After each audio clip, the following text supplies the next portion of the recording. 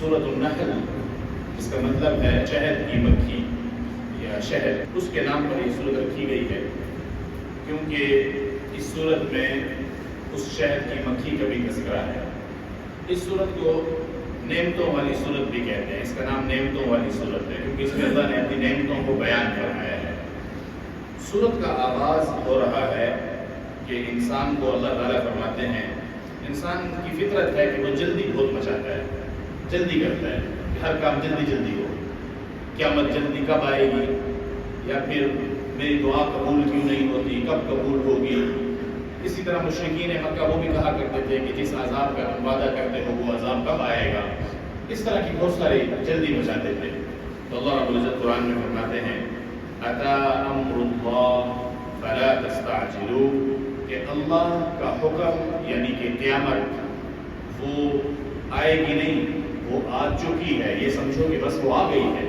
بس وہ ابھی آ گئی ہے، یعنی اللہ نے اس کو یہ نہیں فرمایا کہ وہ آئے گی، بلکہ یہ سمجھو کہ وہ آ چکی ہے، بہت قریب ہے۔ سبحانہ وتعالی عما یشرکون، اللہ رب العزت کی ذات وہ پاک ہے،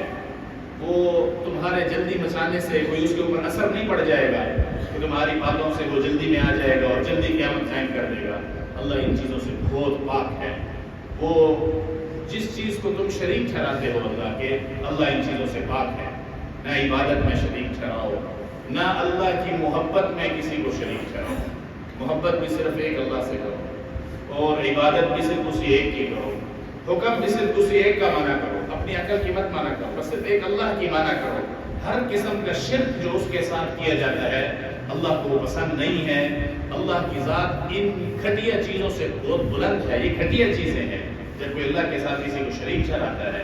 یا اللہ کے حکم پر اپنی عقل کو استعمال کرتا ہے کہ شاید یہ حکم یوں نہیں یوں ہونا چاہیے،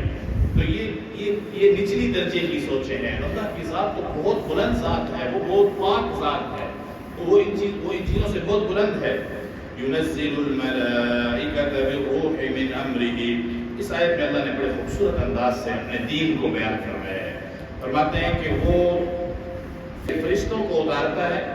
اور فرشتوں کے ذریعے سے اس نے اپنے دین کو آپ لوگوں کے پاس اتارا ہے، اور دین کو یہاں پر دین نہیں کہا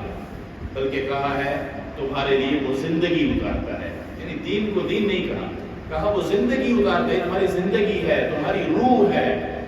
تمہاری اصل ہے جو تمہارے پاس اتار ہے، تمہاری غذا ہے جو تمہارے پاس وہ فرشتوں کے ذریعے سے اتار رہا ہے۔ کتنے خوبصورت انداز سے قرآن کو اور دینی احکامات کو کہا اور فرمایا اللہ اپنے حکم سے اس وحی کو اتارتا ہے جو زندگی ہے تمہارے لیے، اور جس پر چاہتا ہے اپنے بندوں میں سے نبیوں پر اتارتا ہے۔ اور سب سے پہلا کام جو اس قرآن کا ہوتا ہے وہ لوگوں کو جھنجھوڑا جاتا ہے، ہلایا جاتا ہے، سمجھایا جاتا ہے انہ لا الہ الا انا، میرے سوا کوئی معبود نہیں ہے اس کائنات میں نے پیدا کیا ہے، اس لیے اپنے دل میں خوف صرف میرا رکھو، دنیا کی چیزوں کا، دنیا کے لوگوں کا، دنیا کی باتوں کا خوف مت رکھو۔ جب آپ علیہ السلام دنیا میں تشریف لائے اور ایک اللہ کو ماننے کا حکم دیا تو لوگوں کے دل وہ بہادر ہو گئے، لوگوں کے دلوں میں خوف تھا۔ کوئی سورج سے ڈرتا تھا تو سورج کی پوجا کرتا تھا، کوئی کسی اور چیز سے ڈرتا تھا تو اس کی پوجا کرنے لگ جاتا تھا، اس کی عبادت کرنے لگ جاتا تھا۔ آپ علیہ السلام نے آ کر فرمایا یہ سارے خوف نکال دو، ایک اللہ کا خوف دل میں رکھو، جس کے دل میں اللہ کا خوف آ گیا اس کو لوگوں کے خوف، لوگوں کی باتوں سے ڈر نہیں لگے گا، لوگوں سے ڈر نہیں لگے گا، چیزوں سے ڈر نہیں لگے گا، دنیا کی چیزوں کا خوف، مال کے چلے جانے کا خوف، پیسوں کے کم ہو جانے کا خوف، زندگی کے چلے جانے کا خوف، کسی اور پریشانی کا خوف، یہ سارے خوف انسان کو بزدل بنا دیتے ہیں۔ لیکن اللہ کا خوف جس دل میں آ جائے وہ انسان کو بہادر بنا دیتا ہے، وہ ان سب چیزوں سے آزاد ہو جاتا ہے، اس کو نہیں پرواہ ہوتی کہ میرا مال کم ہو یا زیادہ ہو، رزق کم ہو یا زیادہ ہو، پریشانی آئے یا نعمت آئے، ان سب چیزوں سے خوف نہیں کھاتا، وہ ڈرتا نہیں ہے، اس کے دل میں صرف اللہ کا خوف ہوتا ہے کہ اللہ راضی ہے تو پھر ان چیزوں کی مجھے کوئی پرواہ نہیں ہے۔ اور جس کے دل میں اللہ کا خوف نہ ہو اسے لوگ بھی ڈراتے ہیں، اسے چیزیں بھی ڈراتی ہیں، اسے پریشانیاں بھی ڈراتی ہیں، اس کو ہر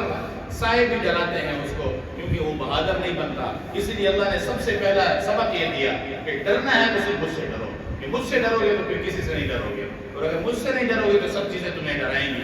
کیوں؟ خلق السماوات والارض بالحق، یہ زمین اور آسمان یہ اسی نے تو پیدا کیے ہیں کسی مقصد کے لیے، اس نے پیدا کیے ہیں۔ پھر اللہ فرماتے ہیں کہ کیوں میں یہ کہتا ہوں کہ میرے سوا کوئی خالق نہیں ہے، کیوں میں یہ کہتا ہوں کہ صرف میرا خوف دل میں رکھو، کیوں میں اس بات کی دعوت دے رہا ہوں کہ اللہ کے سوا میرے سوا میرے ساتھ کسی کو شریک مت کرو۔ اللہ فرماتے ہیں یہ کیوں کہتا ہوں، آگے بتا رہے ہیں کیوں کہ میں تمہارے اوپر سب سے زیادہ احسان کرنے والا ہوں، مجھ جیسا احسان تمہارے اوپر کوئی نہیں کر سکتا۔ اور میں کون ہوں؟ فرمایا خلق الانسان من نطفۃ فاذا هو خصیم مبین، ہم نے اس نے انسان کو ایک گندے پانی سے پیدا کیا، گندے قطرے سے پیدا کیا، مگر پھر کیا ہوتا ہے؟ ذرا سا جوان ہوتا ہے تو وہ دیکھتے ہی دیکھتے اللہ کے احکامات میں جھگڑا کرنے لگ جاتا ہے کہ ایسے نہیں ایسے ہوگا، یعنی اللہ کہتے ہیں مجھ سے جھگڑا کرتا ہے، میں نے اپنی اصل کو نہیں دیکھتا کہ میں نے اسے کیسے پیدا کیا، پھر تکبر کرتا ہے، ایک نطفے سے پیدا کیا پھر تکبر کرتا ہے، جھگڑا کرتا ہے۔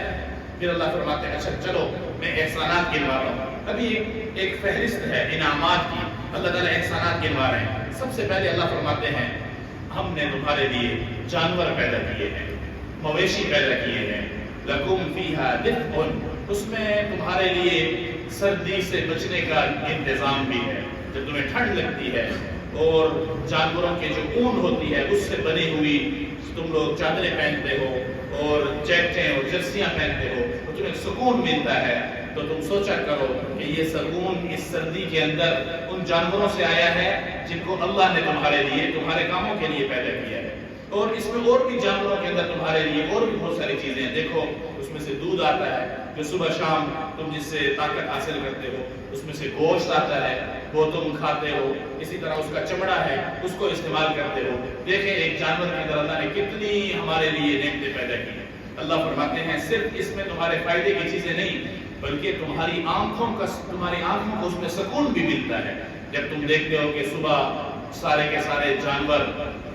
بکریاں ہیں یا گائیں ہیں وہ کھیتوں کی طرف نکل کے جا رہی ہوں۔ یہاں شہروں میں تو اس طرح کے منظر نہیں ملتے، لیکن آپ گاؤں میں دیہاتوں میں جائیں جب خوبصورت طریقے سے سارے کے سارے جانور جا رہے ہیں، اللہ فرماتے ہیں وہ اتنا خوبصورت منظر ہوتا ہے، وہ ہم نے تمہارے آنکھوں کو سکون دینے کے لیے وہ منظر بھی رکھا ہے تمہارے لیے، تم ان کو دیکھا کرو اور سوچا کرو کہ اللہ نے دیکھو کیسے جانور بنائے ہیں ہمارے فائدے کے لیے، ہماری خدمت کے لیے، جب صبح شام وہ آتے جاتے ہیں۔ اور اس کے علاوہ ایک اور کام یہ کرتے ہیں وَتَحْمِلُ أَثْقَالَكُمْ إِلَى بَلَدٍ لَمْ تَكُونُوا بَالِغِيهِ إِلَّا بِشِقِّ الْأَنفُسِ، تمہیں ایک جگہ سے دوسری جگہ سامان لے جانا ہوتا اور یہ جانور نہ ہوتے تو کیا کرتے؟ کس طرح سامان اٹھا کر ایک جگہ سے دوسری جگہ لے کر جاتے؟ اللہ فرماتے ہیں ہم نے تمہاری زندگی کو آسان کر دیا ہے، یہ جانور تمہارے لیے بنائے ہیں کہ تم اتنی مشکل سے ایک چیز کو دوسری جگہ لے کر جاتے، ہم نے تمہارے لیے سواریوں کا انتظام کیا۔ کیوں کیا؟ اللہ فرماتے ہیں ان ربکم لرؤوف رحیم، محبت جو کرتے ہیں ہم تم سے، ہم تمہارا خیال جو رکھنا چاہتے ہیں، ہم نے تمہیں پیدا کیا، تمہارا رب تمہارے اوپر مہربان ہے، اصل میں وہ تم سے محبت کرتا ہے، تمہارا خیال رکھتا ہے، اسی لیے اس نے تمہاری زندگیوں کو آسان کیا ہے یہ نعمتیں دے کر تمہیں۔ پھر فرمایا والخیل والبغال والحمیر، گھوڑے پیدا کیے اور خچر پیدا کیے اور گدھوں کو پیدا کیا، کس لیے؟ لترکبوها، تم اس کے اوپر سواری کرو، وزینہ، اور اس کو خوبصورتی کے لیے بھی کہ انسان گھر میں رکھتا ہے تو وہ اچھا لگنے کے لیے بھی کہ انسان ان سے محبت کرتا ہے، ان کو پسند کرتا ہے تو اپنی پسند سے یہ چیزیں رکھتا ہے، تو یہ برا نہیں ہے اگر اس کو نافرمانی میں استعمال نہ کرے، تکبر میں استعمال نہ کرے، تو یہ تم اس سے فائدہ حاصل کرتے ہو۔ اور صرف یہ چیزیں نہیں، اللہ تعالیٰ فرماتے ہیں اور بھی قیامت تک اس قسم کی بہت ساری سواریاں پیدا کرتا رہے گا۔ آپ علیہ السلام کو پہلے اس وقت 1400 سال پہلے بتا دیا کہ سواریوں کی قسمیں اور بھی آتی رہیں گی۔ اب کیا معلوم کہ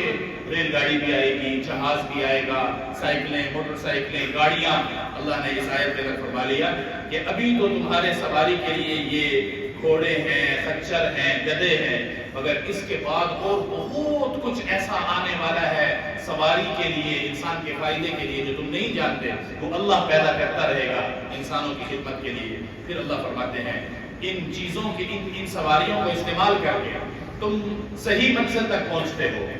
تو یہاں پر ایک سبق اللہ دیتے ہیں، جیسے جب تم سواریوں پر سوار ہو کے جا رہے ہوتے ہو، بہت سارے راستے ہوتے ہیں، صحیح راستے بھی ہوتے ہیں، غلط راستے بھی ہوتے ہیں۔ اگر صحیح راستہ چنو گے تو منزل پر پہنچو گے، غلط راستہ چنو گے تو منزل پر نہیں پہنچو گے۔ اللہ فرماتے ہیں اسی طرح ہم نے جنت کے بھی راستے بنائے ہیں، صحیح راستے ہم نے بنائے، سیدھا راستہ دکھانے کے لیے ہم نے علامات بھی لگا دی ہیں۔ تم سیدھے راستے کی علامات حاصل کر کے جنت تک پہنچ سکتے ہو، لیکن ٹیڑھے راستے بھی ہم نے ٹیڑھے راستے بھی ہیں جو جنت تک نہیں لے کر جاتے، جو جہنم تک لے کر جاتے ہیں، لیکن ہم زبردستی تمہیں ان سیدھے راستوں کے اوپر نہیں لگائیں گے، ہم صرف علامات لگائیں گے کہ یہ سیدھا راستہ ہے جو جنت کی طرف جاتا ہے۔ زبردستی تمہیں اس راستے کے اوپر چلائیں گے نہیں، بلکہ تمہارے سامنے دونوں راستے ہوں گے، غلط راستے بھی ہوں گے، سیدھے راستے بھی ہوں گے، اور سیدھے راستوں پر جنت کے نشانات بھی لگے ہوں گے۔ اگر اللہ چاہتے تو تم سب کو سیدھے راستے پہ ڈال دیتے، اللہ چاہتے تم سب کو جنت کے راستے پر ڈال دیتے، لیکن پھر مقصد حاصل نہ ہوتا، کیونکہ زبردستی تو ہے نہیں دین میں۔ اللہ فرماتے ہیں میں کیوں تھوپوں، میں تمہارے سر پہ زبردستی کیوں ڈال دوں کہ چاہو نہ چاہو تم سیدھے راستے جنت پہ چلو، ہم زبردستی نہیں کریں گے۔ یہ تو اپنے دل کی بات ہے، اپنے اختیار کو استعمال کرو، ہم نے تمہیں آزاد رکھا ہوا ہے، دین میں سختی نہیں ہے۔ چلنا چاہتے ہو تو چلو، بتا دیا ہے کہ یہ جنت تک جاتا ہے، نہیں چلنا چاہتے تو نہ چلو، دوسرے راستے موجود ہیں، اپنی مرضی ہے، جیسے سواری پر سوار انسان کی مرضی ہے، اس راستے سے جائے یا غلط راستے سے جائے، لیکن سیدھا راستہ دکھانے کی ذمہ داری ہم پر ہے۔ وعلی اللہ قصد السبیل، یہ بات نہیں ہے کہ ہم دکھائیں گے نہیں، بتائیں گے صحیح کہ یہ سیدھا راستہ ہے، لیکن زبردستی نہیں کریں گے۔ کر سکتے ہیں زبردستی کہ ہم تم سب کو جنت کے راستے پر ڈال دیں، لیکن زبردستی کریں گے تو پھر تو ہمارا دین کوئی اتنا معمولی تو نہیں ہے کہ ہم زبردستی تمہارا دل نہ چاہ رہا ہو پھر بھی تمہیں اس کے اوپر چلا دیں، ایسا نہیں ہوگا۔